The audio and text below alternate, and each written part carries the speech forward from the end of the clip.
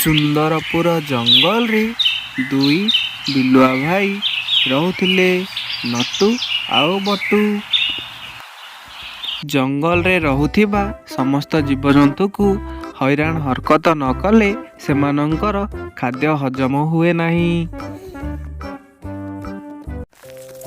ସବୁଦିନ ପରି ଆଜି ବି ଜଙ୍ଗଲରେ ବୁଲୁଥିବା ସମୟରେ ସେମାନଙ୍କର ମାଛ ଖାଇବାକୁ ଭାରି ମନ ହୁଏ। ଆରେ ଭାଇ ବଟୁ, ଆଜି କାହିଁ ମାଛ ଖାଇବାକୁ ମୋର ଭାରି ମନ ହଉଛି। ହଁ ରେ ଭାଇ ନଟୁ, କିଛି ଦିନ ହେଲା ମୁଁ ବି ମାଛ ଖାଇ ନାହିଁ। ଚାଲ ମିଶିକି ଆଜି ମାଛ ଧରିବାକୁ ଯିବା। ଦୁଇ ଜଣ ଯାକ ବନିଶୀ କଣ୍ଟା ଧରି ମାଛ ଧରିବାକୁ ଚାଲିଲେ।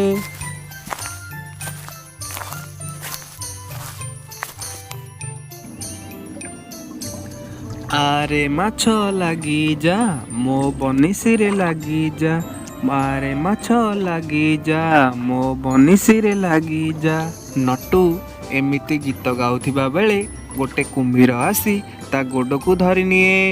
ଆରେ ବଟୁ ବଞ୍ଚା ବଞ୍ଚା, ମୋ ଗୋଡ଼କୁ କୁମ୍ଭୀର ଧରି ନେଇଛି, ଆରେ ବଟୁ ବଞ୍ଚା। ନଟୁ ମନକୁ ସ୍ଥିର କରି କିଛି ଉପାୟ ପାଞ୍ଚିବାକୁ ଲାଗିଲା। ଆରେ କୁମ୍ଭୀର ଭାଇ, ମୋତେ ଖାଇଲେ ତମକୁ କ'ଣ ମିଳିବ? ଆହୁରି ଭଲ ଭାବେ ତମକୁ ରୋଗ ହୋଇଯିବ, କାରଣ ମୋତେ ଜ୍ୱର ହୋଇଛି। ମୋତେ ଯଦି ତମେ ଖାଇବ ତମକୁ ବି ଜ୍ୱର ହୋଇଯିବ।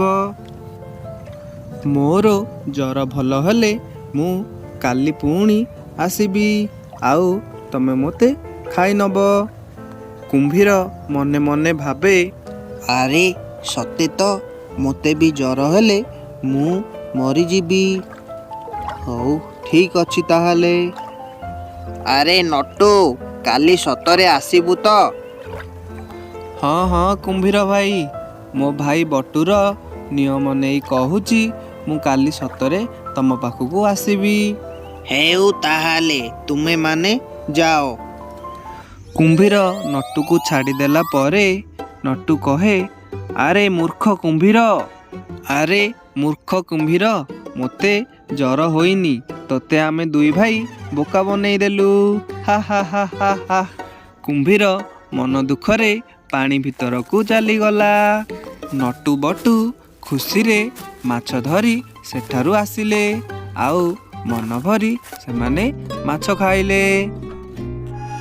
ତେଣୁ ସାଙ୍ଗମାନେ, ଆମେ ମନେ ରଖିବା ଯେ ଯେକୌଣସି ବି ଜଟିଳରୁ ଜଟିଳ ପରିସ୍ଥିତି ହୋଇଥିଲେ ମଧ୍ୟ ଆମେ ତାକୁ ନିଜର ଉପସ୍ଥିତ ବୁଦ୍ଧି ଦ୍ୱାରା ନିବାରଣ କରିବାକୁ ଚେଷ୍ଟା କରିବା। ମୂର୍ଖ କାଉର ମିଛ ପ୍ରଶଂସା। ଏକ ଜଙ୍ଗଲରେ ବିଲୁଆଟିଏ ରହୁଥିଲା। ସେ ବହୁତ ଚାଲାକ ଥିଲା।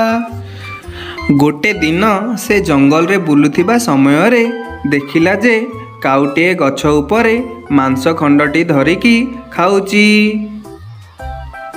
ସେ ମନେ ମନେ ଭାବିଲା ଯେ କାଉଠାରୁ ଏ ମାଂସ ଖଣ୍ଡଟି ମୁଁ କିପରି ଆଣିକି ଖାଇବି। ବିଲୁଆ କାଉକୁ କହିଲା, ଆରେ କାଉ ଭାଇ, ମୁଁ ତମକୁ ଏ ଗଛ ଉପରେ ବହୁତ ଥର ଗୀତ ଗାଇବାର ଶୁଣିଛି। ଆହା ହା ହା ହା, କି ମଧୁର କଣ୍ଠ ତମର। ଦୟାକରି ଆଜି ମୋ ପାଇଁ ଗୋଟେ ଗୀତ ଗାଅ। ମୂର୍ଖ କାଉ ବିଲୁଆର ପ୍ରଶଂସା ଶୁଣି ବହୁତ ଖୁସି ହୋଇଗଲା। ଯେମିତି ସେ ଗୀତ ଗାଇବା ପାଇଁ ମୁହଁ ଖୋଲିଛି, ତାର ଥଣ୍ଟରୁ ମାଂସ ଖଣ୍ଡଟି ଖସି ତଳେ ପଡ଼ିଗଲା। ଚାଲାକ ବିଲୁଆ ମାଂସ ଖଣ୍ଡଟିକୁ ଝଟକିନା ଉଠେଇ ଖାଇନେଲା। ବିଚରା କାଉ ମନ ଦୁଃଖରେ ବିଲୁଆକୁ ହିଁ ଚାହିଁକି ରହିଲା।